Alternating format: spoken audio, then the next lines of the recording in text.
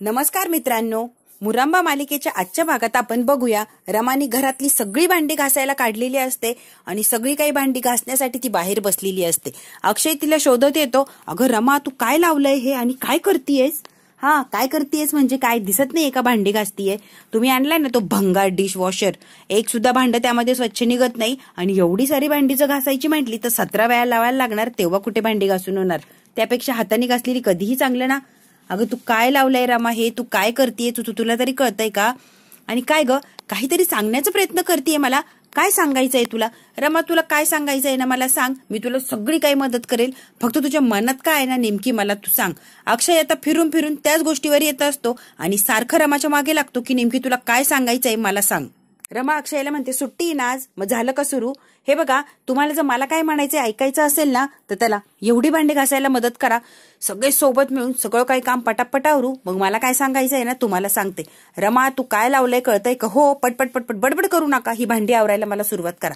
आता काका आलेले असतात. काका म्हणतात, काय लावलंय तुम्ही दोघांनी? आणि रमा, हा कसला पसार आहे? अरे वा, बरं झालं तुम्ही आले, हा ब्रश घ्या आणि हे तुम्ही साफ करा. रमा, तू काय म्हणतीये? हो, हे तुम्ही साफ करा, मी तेच सांगतेय. अहो, मी नव्हती ना घरामध्ये, किती पसारा झालाय. रमाच्या लक्षात येतं की मी पटकन बोलून गेलीये की अक्षय समोर मी नव्हती ना घरात. अहो म्हणजे मी होती, पण वेगळ्या विचारामध्ये होती ना, त्यामुळे घरात माझं काही लक्ष नव्हतं, माझ्या विचारांमध्येच मी मग्न होती, म्हणून आपलं म्हटली, दुसरं काही नाही. काका म्हणतात, ही तर पूर्णपणे रमासारखी वागायला लागली, कामालाही तशीच लावती सगळ्यांना आणि बोलतेही रमासारखं. ही रमासारखं का करते सगळं? आता काकांना विचार पडलेला असतो. इकडे साईही विचारामध्ये असतो आणि साई विचार करत मग्न झालेला असतो. साई विचार करत बसलेलाच असतो. आई येते आणि आई म्हणते, पोट्ट्या, कसला विचार करून राहिला रे? आई, मला असं वाटतंय मी रमाला भेटून यावं, आणि अक्षय माता मित्रच आहे, त्यामुळे ते गेलं की बरं वाटणार आणि रमाचा सुखी संसार बघून माझ्याही मनाला बरं वाटणार आणि ती सांगणार की अक्षयला, या साईने माझा जीव वाचवला. आई, तुला कसं वाटतंय, मी जाऊ ना रमाला भेटायला? अरे पोट्ट्या, काय विचार करून राहिला? कुठली स्त्री आपल्या नवऱ्याला सांगणार की मी परपुरुषाच्या घरी राहून आले? हे शक्यच नाहीये. आणि उगाच काही विचार करू नको, ती कधीही तिच्या नवऱ्याला सांगणार नाही की तिचा जीव तू वाचवला आणि तुझ्या घरी इतके दिवस होती ती. माय, तू तिला ओळखलंच नाही ना, इतकी चांगली आहे ती, इतकी चांगली आहे, सगळ्यात वेगळी आहे ती, त्यामुळे तू विचार करून राहिली ना, तो चुकीचा विचार आहे. तसं काय होणार नाही, ती वेगळीच आहे ग. आई म्हणते, उगाच काही विचार करून स्वतःचं मन दुखून घेऊ नको आणि प्लीज तिथे जाऊ नको. आई, कमून काळजी करून राहिली, तसं काही होणार नाही, ती खूप चांगली आणि सगळं काही चांगलंच होणार. मी जाणार आणि रमाला भेटूनच येणार. साई लगेच अक्षयच्या घरी आलेला असतो. इकडे मात्र रमा आणि काका साफसफाई करत असतात. सीमा लगेच आवाज देते, ए शिक्षक, अरे थांब की, त्या दिवशी तू भाऊजींसोबत आला होता ना? साई नाव आहे ना तुझं? हो, माझं साई नाव आहे, पण मी अक्षयला भेटायला आलो. आणि तो लगेच चाललेला असतो. अरे थांब रे, जाऊ नकोस असं. सीमा साईला बाहेरच थांबून घेण्याचा खूप प्रयत्न करतो, पण साई काय बाहेर थांबत नाही, डायरेक्ट आतमध्ये आलेला असतो अक्षयला भेटायला. अहो, कुठं बिझी येतो, समोर तर आहे ना. आणि लगेच येतो अक्षय अक्षय करत. अक्षयही आलेला असतो साईला भेटायला. अक्षयला खूप आनंद होतो साईला बघून.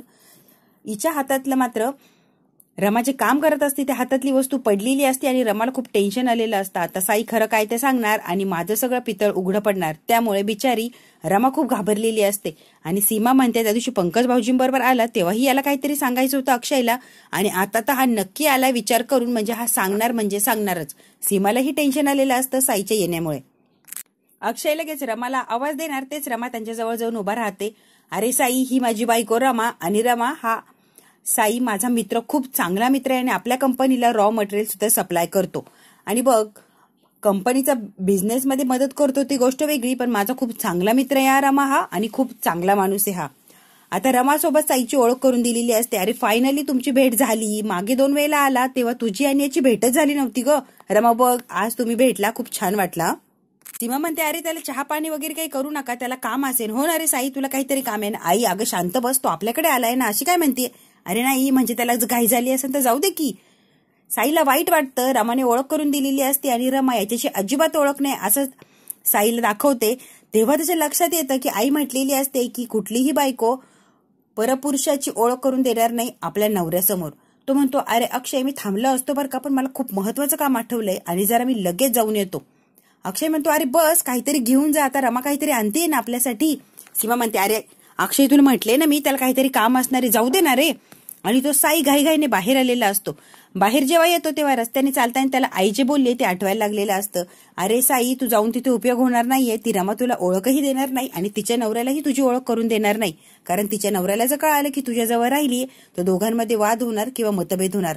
त्यामुळे तुझी ओळख ती करून देणार नाही, तुला ओळखत नाही असं दाखवणार. आणि शेवटी रमाने तेच केलेलं असतं. तिच्या नवऱ्यासमोर याला ओळखत नाही असं दाखवलेलं असतं आणि स्वतःची ओळख अक्षयची बायको अशी करून दिलेली असते. साईच्या लगेच लक्षात येतं की ही मला टाळतीये किंवा ओळख नाही असं दाखवतीये. तो पटकन तिथून निघतो, पण बाहेर आल्यावर मात्र विचार करायला लागलेला असतो आणि त्याला काहीतरी याचं वेगळंच वाटतं. साई निघून गेल्यावर अक्षय सीमाला म्हणतो, आई त्याला का काढून दिलं? अरे काढून दिलंय म्हणजे त्याला काहीतरी महत्वाचं काम असणार ना अक्षय, म्हणून तो घाईघाईने गेलाय ना. चल मी एवढी भांडी आतमध्ये ठेवते. आणि सीमा तिथून पळून गेलेली असते. लगेच रमा येते, काय हे कुठे गेले? अहो यांच्यासाठी चहा ठेवलं होतं मी. अक्षय म्हणतो, अगं साईला काहीतरी काम आलं, अचानक तो निघून गेला. अहो पण असे कसे गेले? मी चहा ठेवलाय ना त्यांच्यासाठी. अक्षय म्हणतो, गेला म्हणजे गेला, आता काय सारखं सारखं तेच तेच विचारतीये? अक्षय रमाला म्हणतो, अगं मला खूपच उदास वाटला यावेळेला. अगं मध्ये काय झालं होतं माहितीये का? त्याचं लग्न ठरलं होतं, सगळी तयारी झाली होती. ऐन वेळेला काय झालं माहितीये का रमा तुला? अक्षय म्हणतो, अगं सगळं काही छान होतं, मुलगीही सुंदर होती, पण अचानक माहितीये का लग्न जेव्हा चालू होतं तेव्हा ऐन वेळेला लग्न तोडून ती पळून गेली ग. सगळं काही जागेवर टाकलं आणि ती मुलगी धावतच सुटली. काही मागचा पुढचा विचार केला नाही, बिचाऱ्या साईचा सुद्धा नाही, आणि पळून गेली ग ती मुलगी. रमाला मात्र इतकं अनकम्फर्टेबल होतं आणि हा सगळा काही सांगत सुटलेला असतो अक्षय. रमा म्हणते, उगाच काही बोलू नका, तुम्हाला काय माहिती का तिथे काय घडलंय? त्या मुलीचा नाविलाज असेल, काहीतरी मजबुरी असेल तिची. अगो हो रमा, मजबुरी असू शकती, पण मग लग्नाला बसायचंच नाही ना तिने. कशाला बिचारा साईला नादी लावलं आणि लग्नाला बसली, आई लग्नाच्या वेळेला पळून गेली. तुला पटतंय का हे? हे बघा अक्षय, आपल्याला काही पूर्ण माहिती नाही ना कुणाविषयी, असं लगेच बोलायचं नाही. समोरच्या व्यक्तीचा काय प्रॉब्लेम आहे आपल्याला माहिती आहे का? त्यामुळे तुम्ही शांत बसा. ती म्हणते, उगाच वाद नका घालू तुम्ही, आणि चादरी वाळल्या असतील मी जरा घेऊन येते. आणि म्हणून रमा मुद्दाम बाहेर येते आणि तेवढ्याच साई मात्र निघून गेलेला असतो घाईघाईने. ती साई साई आवाज देते, त्याच्या मागे पळते, पण साई काही ऐकत नाही आणि निघून जातो. अरे साईचा गैरसमज झालाय आणि साईचा गैरसमज दूर करणं हे माझं कर्तव्य आहे. काही झाली तरी साईच्या मनात जो माझ्याविषयी गैरसमज झालाय ना तो दूर करायलाच लागणार आहे, रमा आता मनातल्या मनात म्हणते. रमा म्हणते, खूप चांगला आहे हा साई, याची ओळख जर करून दिली असती ना यांच्याशी चौकच यांचा गैरसमज झाला असता आणि नको ते आता वाढलं असतं माझ्या मागे. त्यामुळे आता मी शांत राहिली, पण योग्य वेळ आल्यावर साईची ओळख किंवा साईचं गैरसमज दूर करण्याचा मी नक्की प्रयत्न करणार. बिचारी रमा तिथेच विचार करत उभी राहिलेली असते. अक्षय तिला शोधत मागून येतो आणि तिला हात लावतो. इतकी डचकते, काय ग इथे का उभी राहिली अशी, इतकी काय घाबरली आहे तू? तुम्हाला म्हटलं की मी चादरी वाळ्या का बघते आणि इथं काय करतेय रमा तू? रमा म्हणते, मी बघत होते माझा असिस्टंट कुठे आहे, मी एकटीने काम करायचं आणि त्याने काय फक्त मागं मागं फिरायचं का? हा काय तो उभा आहे ना बाई, चला मग लागा कामाला. आणि दोघं मिळून आता चादरी काढत असतात. साई बद्दलचा विचार सोडून दिलेला असतो. आता अक्षय रमाच्या मागे लागलेला असतो. काय करताय तुम्ही? चादरी काढता काढता अचानक प्रत्येक चादर तिच्या गळ्यात घालतो. ती म्हणते, नेमकी तुम्ही काय करताय, तुमचं लक्ष आहे का? अगं हो रमा, तुला मदत करतोय ना मी, असिस्टंट आहे तुझा, तू काय म्हटली प्रत्येक गोष्टीत मला मदत करायची. आता अक्षय मुद्दाम तिला त्रास देत असतो, तिच्या गळ्यात प्रत्येक चादर घालत असतो. सांग ना तुला काय सांगायचंय मला, आणि मला सांगण्याचा काय प्रयत्न करतेय? सकाळपासून मला तुझ्या मागे मागे फिरवतीये, माझ्याकडून कामं करून घेतेय. रमा मला सांग बरं, नेमकी तुला काय सांगायचंय, तुझ्या मनामध्ये नेमकी काय चाललंय? अक्षय खूप त्रास देत असतो त्या रमाला आणि चादरीमध्ये गुंडाळत असतो. तिला जवळ ओढतो, तिला जवळ घेण्याचा प्रयत्न करतो आणि नको ते करण्याचा प्रयत्न करत असतो. रमा तिला सोडवते स्वतःला आणि लांब लांब पळत असते आणि चला कामं करावं, नका त्रास देऊ मला, सारखं त्याला सांगते. पण अक्षय मात्र रोमॅन्टिक मूडवर आलेला असतो आणि रमाला तो खूप त्रास देत असतो. इकडे अभि आणि आनंद लांबून त्यांची गंमत बघत असतात. अभ्या, तुला माहितीये का, मला खरंच कौतुक आणि कमाल वाटते रे ह्या माहीची. बघ की माही कशी होती आली तेव्हा, आणि रमा म्हणून वागायला लागली आणि पूर्ण रमाच झाली रे. खरंच किती त्याग केलाय तिने, स्वतःचं सगळं आयुष्य विसरलीये, स्वतःची ओळख विसरली आणि रमा म्हणून जगती इथे. आणि अक्षय सारख्या माणसाला झेलती येते म्हणल्यावर खरंच किती त्याग केलाय याची कल्पना असेलच ना अभ्या तुला. इकडे अभि आणि आनंद त्या माहीचं इतकं कौतुक करत असतात, इतकं कौतुक करत असतात. अरे ती रमा म्हणून थोडंसं वागायला काय गेली, ती रमाच बनली रे. आणि इतकं मोठं त्याग करणं सोपं नाहीये, स्वतःचं आयुष्य विसरणं आणि दुसऱ्यासाठी जगणं, तेही काही कारण नसताने. खरंच माहीला मानलं पाहिजे. मी तर काय करू शकलो नसतो बाबा दादा. अरे तू काय, मी सुद्धा केलं नसतं, पण बघ की ती सहजपणे सगळं करतीये. खरंच कमाल आहे ह्या माहीची. ते खूप कमाल आणि कौतुक करत असतात त्या माहीचं, म्हणजे आपल्या रमाविषयी. अभि आनंद अक्षयचा आणि रमाचाच विचार करत असतात, त्यांच्याच गोष्टींच्या विषय चाललेला असतो किंवा त्यांच्याविषयीच त्यांना चर्चा करायला आता दुसरा विषयच नसतो, कारण समोर इतका महत्वाचा विषय असतो. माहीने इतकं सॅक्रिफाईस केलंय म्हणल्यावर तिचं कौतुक आणि कौतुकच चाललेलं असतं. इकडे मात्र अक्षय आणि रमा चादरींच्या घड्या घालण्यात मग्न झालेले असतात. अगं रमा, कसलं ऊन आहे ग. हो ना, असं वाटतंय उन्हात जरा वेळ जरी उभा राहिलं ना तर जळून जातं की काय माणूस, असं झालंय. अक्षय आता रमाकडे बघतो आणि हसायला लागलेला असतो. अरे कागद बिगद आहे का आपण? रमा, उन्हात उभा राहायचा आणि लगेच माणूस जळून जायचा? हे बघा, तुम्ही प्रत्येक शब्दाचा आहे ना शब्दशः अर्थ काढत जाऊ नका. म्हणजे ऊन खूप आहे, मला असं सांगायचं होतं. उन्हाविषयी चर्चा चालू असते. आत्ताच एवढं ऊन आहे तर ऑक्टोबर, बापरे काय व्हायचंय, आपण जगू का ग इतक्या उन्हामध्ये? आत्ताच असं झालंय, काय करू आणि काय नाही. आणि ऑक्टोबर पर्यंत बापरे भयानक, सगळं काही भयानक झालंय. आणि बघ, आपण जे पहिले आयुष्य जगायचं नॉर्मल, ते आयुष्य राहिलेलंच नाहीये, सगळं विचित्र झालंय ग. इतकी कुठे हिट असती का? पहिले इतकी हिट असायची का? पण आता सगळं काही वेगळंच झालंय. बरोबर आहे की नाही? हो ना अक्षय, तुम्ही म्हणताय ना, अगदी खरं आहे. का हो, आपलं ठीक आहे, मोठ्या माणसांचं आपण ऍडजस्ट करू शकतो, पण लहान मुलांचे किती हाल आहे. एवढं ऊन ते झेपल का? त्यांना ते सहन करू शकता का? अगं हो रमा, म्हणूनच प्रत्येक पालक मुलाला सकाळी शाळेत सोडवतो आणि दुपारपर्यंत मुलगा घरात. उन्हाचं बाहेरच पडायचं नाही आणि उन्हाशी जास्तीत जास्त संपर्क येणार नाही याची काळजी मात्र प्रत्येक जण घेण्याचा प्रयत्न करतो. अहो हो ना, आपण सगळं काही उन्हाविषयी बोलतोय, पण आपण मात्र सगळं काम उन्हात उभा राहून करतोय. तुमच्या लक्षात आलंय का अक्षय? अक्षय म्हणतो, अगं हो ना, खरंच आपण सगळ्या गोष्टी इतक्या कडाड्याच्या उन्हामध्ये गप्पा मारतोय माही, आणि तुझ्यासोबत मी गप्पा मारतोय ना, माझ्या खरंच लक्षात आलं नाही मी इतक्या उन्हात आहे. वा, आता काहीही नका बोलू हा, जरा शांत बसा आणि चला आता सावलीत जाऊया आपण. अक्षय म्हणतो, घरात जायचंय आपल्याला एका अटीवर. तू काय म्हणणं आहे ना मला पटकन सांग, तुझ्या मनात नेमकी काय विचार चाललाय ना मला सांग. रमा म्हणते, आतमध्ये चाला, लगेच सांगते. आतमध्ये वगैरे काय नाही, सकाळपासून नाटकं करतीये, आता उन्हात तुझं घर बांधायला लागणार ना तुला. रमा पटकन सांग. हे बघा, काहीही म्हणा, मी तुमचं ऐकणार नाहीये. रात्री सांगेन म्हटली ना, आता रात्रीच सांगणार आहे. सगळे कपडे राग गोळा करते आणि रमा रागानेच आतमध्ये निघून गेलेली असते. अक्षय तिला आवाज देतो, अगं कपडे कपडे, तरी ती बघत नाही आणि ती निघून गेलेलीच असते. संध्याकाळी मात्र सगळं आवरल्यावर रमा तिच्या रूममध्ये आलेली असते आणि मस्त मेणबत्त्या पेटवत उभी राहिलेली असती. अक्षय येतो आणि मी आलोय हे सांगण्यासाठी तो खाकरतो आणि सारखं तिला सांगण्याचा प्रयत्न करतो, मी आलोय, माझ्याकडे लक्ष दे. ती बघते आणि न बघितल्यासारखं करते आणि मेणबत्त्या पेटवतच असते. ती लक्षच देत नाही. अक्षय म्हणतो, अगं, आणि घड्याळ दाखवतो. अगं रमा, आता रात्र झालीये. ती म्हणते, मी काय करू, मला काय करायचंय? ती लक्षच देत नाही. अक्षय खूप प्रयत्न करतो तिने त्याच्याकडे बघावं किंवा त्याचं काय म्हणणं आहे त्याच्याकडे लक्ष द्यावं, पण रमा त्याच्याकडे लक्षच देत नाही आणि बघून न बघितल्यासारखं करते आणि स्वतःचं काम ती करत राहिलेली असते.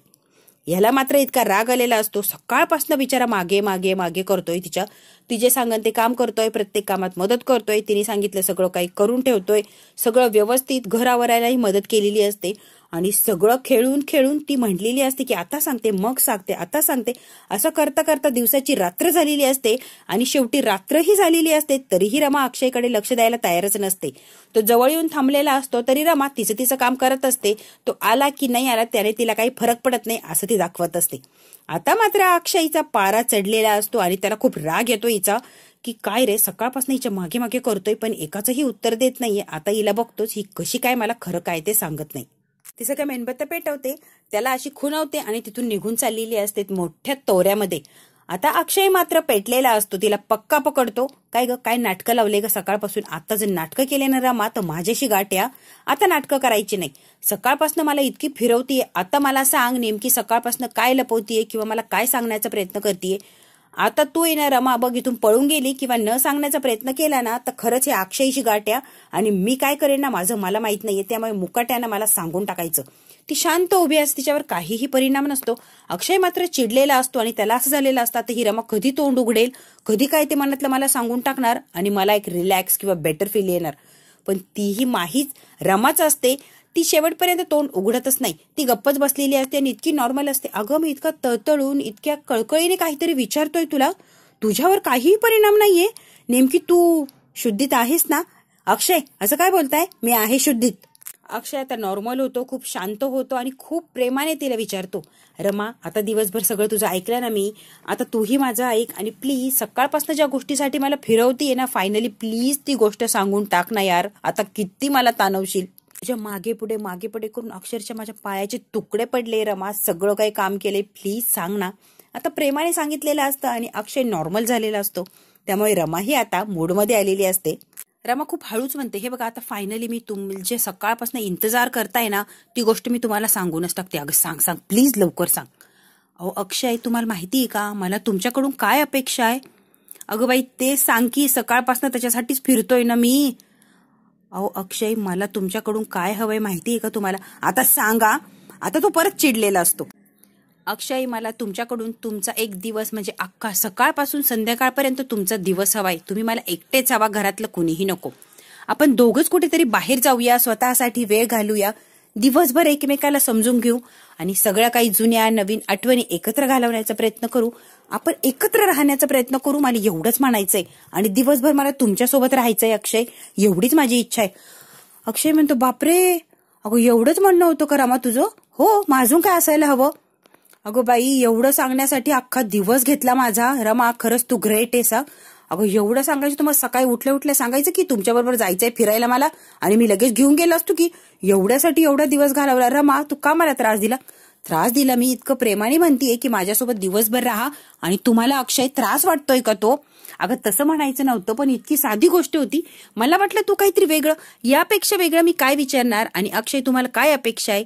रमा आता त्याला चिडून म्हणते, वेगळं काय विचारायला हवं होतं मी? तुम्ही सांगा मला आता, मी वेगळं काय विचारायला हवं होतं? अगं बाई तू चिडू नको ग, मी अगदी सहज बोलून गेलो. मला तसं हा मला माहिती की तुम्हाला काय म्हणायचंय. हे बघा एवढंच नव्हता, मी कसं विचारू, मला ऑकवर्ड फील होत होतं. मी कसं विचारणार, खूप विचार केला, खूप हिंमत केली आणि मग तुम्हाला विचारले. अगं बाई एवढंच ना, हे बघा घरच्यांबरोबर असले की मी आनंदीच असते आणि नेहमी मला घरच्यांसोबत राहायला आवडतं. घरातला प्रत्येक माणूस मला आवडतो आणि हवा असा वाटतो. त्यांचा सहवास तर मला कायमच हवा असतो. अक्षय म्हणतो, पण मी तुला स्पेशली एकटा हवाय, एकांतात. हो ना? ती त्याला मानेने खुणवते की हो, मला तुमच्यासोबत दिवसभर राहायचंय. अगं बाई ठरलं तर मग एवढंच काय मागितलंय तू? मला वाटलं तू काहीतरी वेगळं मागशील, अजून मागून मागून एवढंच. मग रमा तू टेन्शन घेऊ नको, ठरलं तर मग आता उद्या अख्खा दिवस तुझ्यासाठी, आणि तुझा हा अक्षय आपल्या रमासाठी काय काय करतोय ना तू बघतच राहा. रमाला खूप आनंद झालेला असतो आणि अक्षयलाही एक वेगळीच फिलिंग आलेली असती की शेवटी काहीतरी तिने पहिल्यांदी स्वतःसाठी मागितलंय आणि आता मला ते पूर्ण करायचंय, आणि त्याच्यासाठी मला पूर्ण एफर्ट्स घ्यायचे आहेत. काय करता येईल तेवढं करायचं आणि काहीतरी वेगळं तिच्यासाठी करायचा प्रयत्न करायचा आहे. साई इकडे घरामध्ये उभा असतो आणि खूप टेन्शनमध्ये किंवा काळजीमध्ये असतो. तो एकटक विचार करत असतो आणि सगळं काही आता रमा अक्षय जे बोलणं झालंय त्यांचं सकाळी ते त्याला आठवत असतं, आणि सारखी रमा जे म्हणली ते वाक्य तो रिपीट तेच ऐकत असतो आणि त्याच्यावर बारीक विचार करतो. तुम्हाला भेटून खरंच छान वाटलं, आणि बघा ना किती दिवसाची भेट व्हायची होती, एकदाची काय ती आपली भेट झाली. हे वाक्य त्याला खटकलेलं असतं.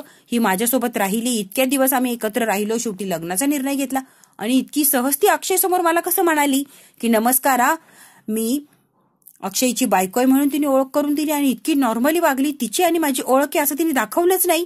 या गोष्टीत त्याला आश्चर्य वाटत असतं आणि सारखा साई त्याचाच विचार करत असतो. आता आई आलेली असते. आई म्हणते, ए पोट्ट्या या पोट्टींचे फोटो बघ आणि बघ एखादी आवडती का काय, निवड एखादी पोरगी. माय तुला किती वेळा सांगू, मला काय लग्न बिग्न करायचं नाहीये, मला एकट्यालाच राहायचंय, आणि या पोट्टींचे फोटो मला दाखवू नको. माय अगं तुझ्या पाया पडतो बाई, हे लग्नाचा विषय सारखा काढू नको. आता माय सुद्धा चिडलेली असते, असं झालं या पुण्यात येऊन मी का राहिली, त्या पोट्टीने माझ्या पोट्ट्याची अगदी वाट लावली आणि येडा करून सोडलाय. ती पोट्टी जर मला भेटली ना परत तर तिची काय हालत करते ना तू बघतच राहा साई. आता तुला तिने वेड केलंय ना पूर्ण. आता बघ तिचं कसं वेड काढते मी आणि तिची काय हालत करते. माझ्या पोट्ट्याला इतकं एडं करून सोडलंय तिने आणि सुखाने संसार करते ना तिकडे. आता बघ मी तिचं काय करते.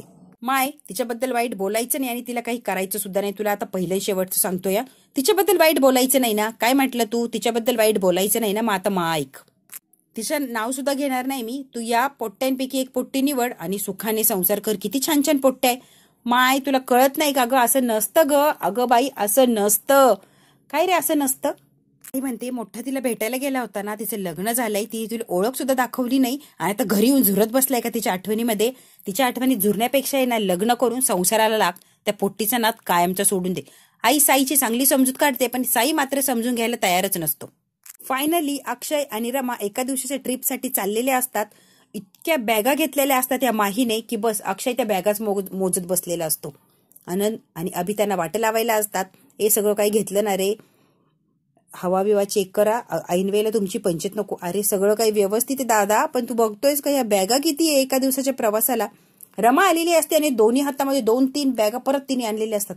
अक्षय म्हणतो रमा तुला कळतं का ग, एका दिवसासाठी चाललोय आपण, एवढ्या बॅगा एवढं सामान, तुम्हाला काही कळत नाही तुम्ही जर आतीच करता, लागतं एवढं सामान आणि असावं आपल्या बरोबर जास्तीचं सामान, ऐन वेळेला कशाची गरज पडेल आपल्याला काही माहिती आहे का, त्यामुळे उगाच तुम्ही बडबड करू नका आणि हे व्यवस्थित गाडीत ठेवा. चल बाई चल, बडबड करू नको. आनंद लगेच म्हणतो अरे फायनली पहिली ट्रिप तुमची. अक्षय म्हणतो काय पहिली ट्रिप, अरे तसं म्हणायचं नव्हतं, रमा माहेरून आल्यापासून पहिली ट्रिप आहे असं म्हणायचं होतं रे. आणि त्यांनी वाक्य आता सावरून घेतलेलं असतं. चला चला निघा आता, तुम्हाला उशीर होतोय ना. त्यांना काढून देतात की जा आता तुम्हाला उशीर होतोय. फायनली ते दोघं निघून गेलेले असतात. आता फक्त दादा आणि अभि उरलेला असतो. अभ्या एक गोष्ट नोटीस केली का तू? हो दादा, कोणती गोष्ट नोटीस करायला हवी होती मी? तू जवळजवळ माती खाल्ली ही गोष्ट नोटीस करायला हवी होती का? अभ्या शांत बस, मी माहीबद्दल बोलतोय रे. जवळजवळ ती परफेक्ट रमाच झालीये रे, अगदी रमा झाल्यासारखं वागते बोलते, सगळ्या काही तिच्या हरकती अगदी रमासारख्याच आहे रे. ते सांगत होतो तुला मी माती खाल्ली हे नव्हतं सांगत तुला मी. फायनली दोघं जण फिरायला निघालेली असतात आणि आता ते एकमेकांना नव्याने ओळखणार असतात. छान प्रवास त्यांचा चालू झालेला असतो.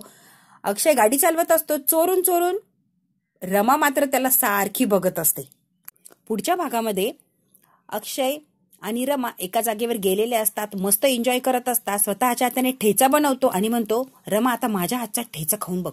स्वतःच्या हाताने अक्षय रमाला जेवण भरवतो आणि खूप छान एन्जॉयमेंट चाललेली असते त्यांची तिकडे. इकडे साई अजूनही टेन्शनमध्ये असतो, कारण आई मागं लागलेली असते, लग्न कर, हे बघ आता सगळे फोटो इथे ठेव, माझे डोळे बंद कर, मी ज्या मुलीच्या फोटोवर हात ठेवणार त्या मुलीशी मी लग्न करणार. चालतंय. आई तर डोळे बंद करते साईचे आणि कुठल्याही फोटोवर हात ठेवा असं सांगते. तो बरोबर परत रमाच्या किंवा माहीच्या दोघीपैकी एकीच्या फोटोवरच त्याने हात ठेवलेला असतो. डोळे उघडून बघतो तो काय समोर रमा किंवा माहीचा फोटो असतो. तिला परत टेन्शन येतं, याने परत तिच्याच फोटोवर हात ठेवला.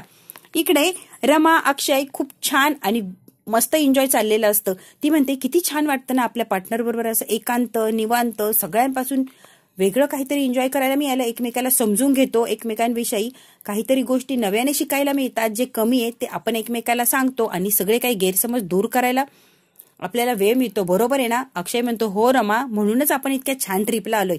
इतकी छान ट्रिप एन्जॉय करत असतात की बस. हा भाग इथेच संपतो. व्हिडिओ आवडल्यास लाईक शेअर सबस्क्राईब नक्की करा.